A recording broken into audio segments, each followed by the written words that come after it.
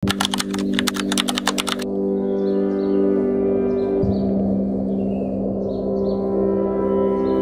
day in my life as SSLG Vice President ng bagong 92 National High School. So ayun, naimbitahan kaming tatlo na pumunta ng seminar. Ako, si Sir Paul at si Pres Ivy. So ayun, binigyan na kami ng program flow na kung saan nakasulat dyan kung anong magiging takbo ng seminar mamaya. So ayun, binigyan na rin kami ng t-shirt at pumunta na kami, naglakad-lakad na kami, papunta sa CR at nagbihis na. Yun, sumama na lang ako kay Sir Paul at humiwalay muna sa amin si Pres Ivy sandali. And then sa part na to, tapos na kami nagbihis at pumunta na kami ng waiting area upang umupo at magpahinga para mag-antay sa pagsisimula ng flow ng seminar. So ayun, binidyuhan ko yung mga pinagmamalaking ibon ng Antipolo na kung saan napakaganda at ang liit lang pala talaga nila. So ayun, nag-start na. Bago magsimula ang lahat, pinatayo muna kaming lahat para magdasal at pinatugtog na ang lupang hinirang na kung saan lahat kami ay dapat makinig, kumanta, at tumayo.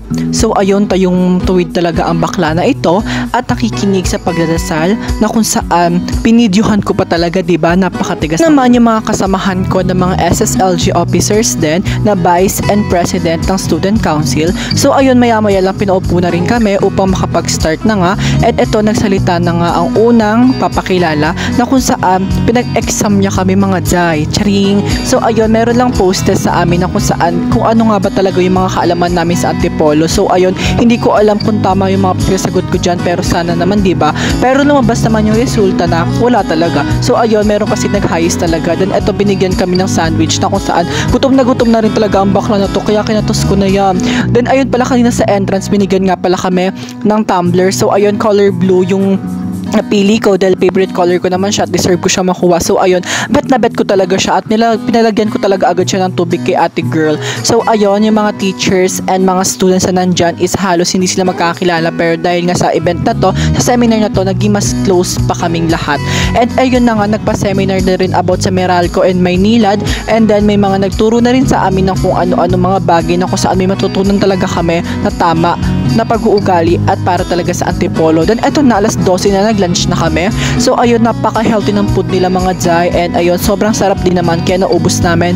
Then maya-maya lang naglaro na kami, nag-groupings na kami, nag-yell na kami, na kung saan gumawa kami ng mga kung ano-ano mga bagay-bagay, nag-drawing, nagkulay, nagsulat, nag-design, naglagay, and nagpangalan pa kami ng grupo namin na Team Alpha. So ayun, Alpha is team siya na kung saan tinitingala talaga kami. Huy, tinitingala. Nasa tinitingala mga jay.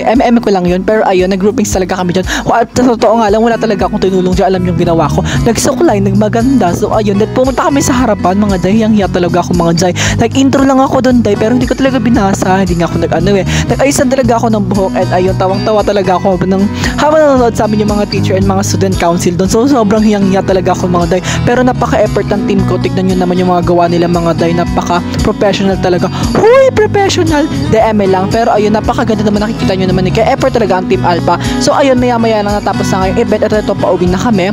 Then bago kami umuwi, nag-picture muna kami ni Sir Paul at Pres Ivy. Napaka-cute, napaka-ayos, napaka-pasabog. And ito, syempre, hindi uuwi ang bakla na walang award. Huy!